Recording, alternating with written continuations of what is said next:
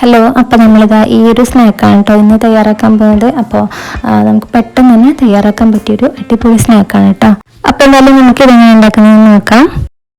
അപ്പോൾ ഞാനിതാ അരക്കപ്പ് നിറയെ മൈദപ്പൊടി എടുത്തിട്ടുണ്ട്. അപ്പോൾ ഇത് ഞാൻ ഈ ഒരു പാനിലേക്ക് ഇട്ട് കൊടുക്കുകയാണ് കേട്ടോ. അതിനുശേഷം നമുക്ക് ഇതിലേക്ക് ആവശ്യത്തിനുള്ള ഉപ്പ് കൂടി ചേർത്ത് കൊടുക്കാം കേട്ടോ. ഞാനിപ്പോൾ 1/4 ടീസ്പൂൺ ഉപ്പാണ് ചേർത്ത് കൊടുത്തിട്ടുള്ളത്. എന്നിട്ട് ഇതാ കൈ വെച്ച് നന്നായിട്ടൊന്ന് മിക്സ് ചെയ്തിട്ടുണ്ട്. അതിനുശേഷം ഇതാ കുറേശ്ശെയായിട്ട് വെള്ളം ഒഴിച്ച് നന്നായിട്ടൊന്ന് കുഴച്ചെടുക്കാം കേട്ടോ.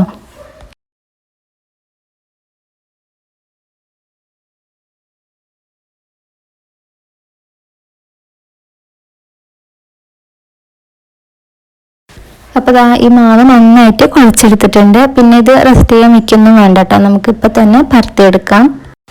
പിന്നെ ഇത് പരത്തിയെടുക്കുമ്പോൾ ശ്രദ്ധിക്കേണ്ട ഒരു കാര്യം, കട്ടില്ലാതെ വേണം പരത്തിയെടുക്കാൻ വേണ്ടിയിട്ട്. അത്യാവശ്യം പൊടി ഇട്ടിട്ട് തന്നെ പരത്തിയെടുക്കണം, അത് ഒട്ടിപ്പിടിക്കാൻ പാടില്ല.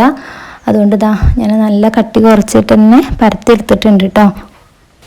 ഇനി നമുക്കിതൊന്ന് ചെറുതായി കട്ട് ചെയ്യണം. അപ്പോൾ ഏത് ഷേപ്പിലായാലും കുഴപ്പമില്ല കേട്ടോ, നമുക്ക് ഇഷ്ടമുള്ള ഷേപ്പിൽ ഇത് കട്ട് ചെയ്തെടുക്കാം. പിന്നെ ഇനി അഥവാ ഇത് ഒട്ടിപ്പിടിക്കുന്നുണ്ട് തോന്നുകയാണെങ്കിൽ കുറച്ച് പൊടി ഇതിൻ്റെ 2 സൈഡിലൊന്ന് ആക്കി കൊടുത്താൽ മതി കേട്ടോ. എന്നിട്ട് ഇത് കട്ട് ചെയ്യാം. അപ്പം ഇത് മുഴുവനായിട്ട് ഈ ഒരു ഷേപ്പിലാണ് കട്ട് ചെയ്തെടുത്തിട്ടുള്ളത് കേട്ടോ. ഇതിപ്പോൾ ഒട്ടിപ്പിടിക്കണമൊന്നുമില്ല, എല്ലാം വേറെ വേറെ ആയിട്ട് നിൽക്കുന്നുണ്ട്. അപ്പോൾ നമ്മൾ അത്യാവശ്യം പൊടി ഇട്ട് തന്നെ പരത്തിയെടുത്തത് കൊണ്ടാണ് കേട്ടോ. അപ്പോൾ ഞാനൊരു പാൻ അടുപ്പത്ത് വെച്ചിട്ട് എണ്ണ ചൂടാൻ വേണ്ടി ഒഴിച്ചിട്ടുണ്ടായിരുന്നു. വെളിച്ചെണ്ണ ഓയിലോ ഉപയോഗിക്കട്ടോ. അപ്പോൾ ഞാൻ വെളിച്ചെണ്ണ ഒഴിച്ചിട്ടുണ്ട്. അപ്പോൾ നന്നായി ചൂടായതിന് ശേഷം മാത്രം നമുക്ക് ഈ കട്ട് ചെയ്ത ഓരോ പീസുകളും കുറേശ്ശെയായിട്ട് ഇതിലേക്ക് ഇട്ട് കൊടുക്കാം. പിന്നെ തീ ലോ ഫ്ലെയിമിൽ വെക്കണമെന്നൊന്നുമില്ല കേട്ടോ, അത്യാവശ്യം കൂട്ടി വെച്ചാലും കുഴപ്പമില്ല, അത് വേഗം തന്നെ ആവും. അപ്പോൾ ഇത് ചെറിയൊരു ബ്രൗൺ കളറായി വരുമ്പോൾ നമുക്കിത് കോരിയെടുക്കാം കേട്ടോ.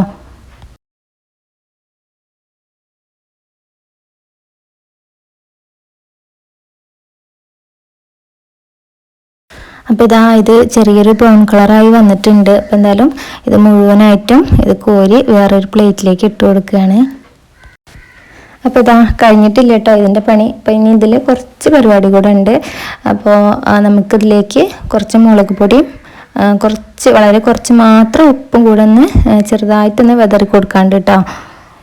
അപ്പം ഞാൻ കാശ്മീരി മുളക് പൊടിയാണ് കേട്ടോ ഇട്ട് കൊടുക്കുന്നത്, കാരണം എരിവ് കുറവാകുമല്ലോ, അപ്പോൾ അതുകൊണ്ടാണ്. പിന്നെ എരിവ് നല്ല അത്യാവശ്യം വേണമെന്നുണ്ടെങ്കിൽ നമുക്ക് സാധാ മുളക് പൊടിയും ഇട്ട് കൊടുക്കാം കേട്ടോ. അത്യാവശ്യം എരിവിനനുസരിച്ച് നിങ്ങൾക്ക് എത്രയാണ് മുളക് പൊടി വേണ്ടത് അതിനനുസരിച്ച് ഇട്ട് കൊടുക്കാം.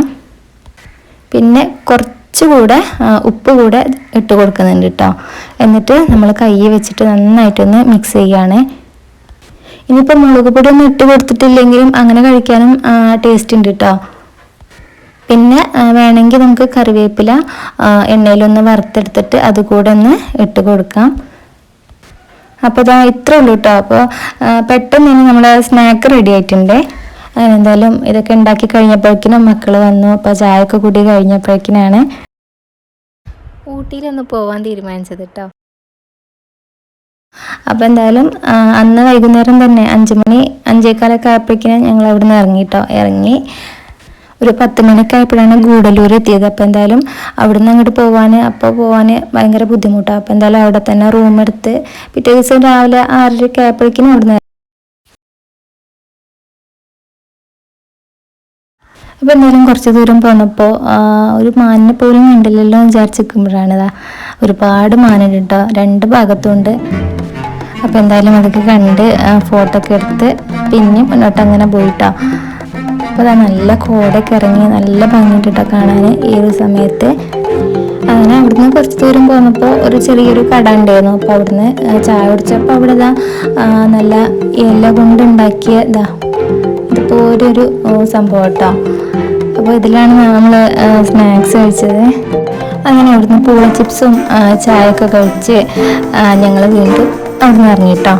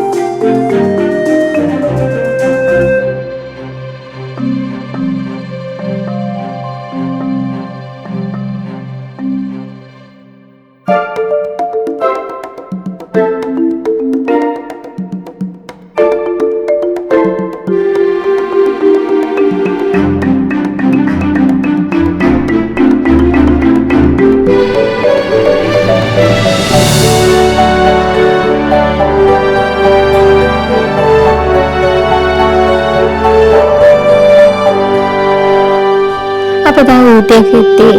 അപ്പോൾ ഇതാ ഇവിടെ അതാ ഈ സൈഡിൽ മഞ്ഞ പൂവാണ്. അപ്പോൾ ഇത് കണ്ടപ്പോൾ തന്നെ വിചാരിച്ചു ഊട്ടിപ്പൂ ഒന്ന് കണ്ടിട്ടില്ല. അപ്പോൾ ഇതാ ചേച്ചി ഊട്ടിപ്പൂ കഴിച്ചിട്ടുണ്ട് കേട്ടോ. പിന്നെ ഇതാ ഇവിടെ ചുറ്റുമുണ്ട്.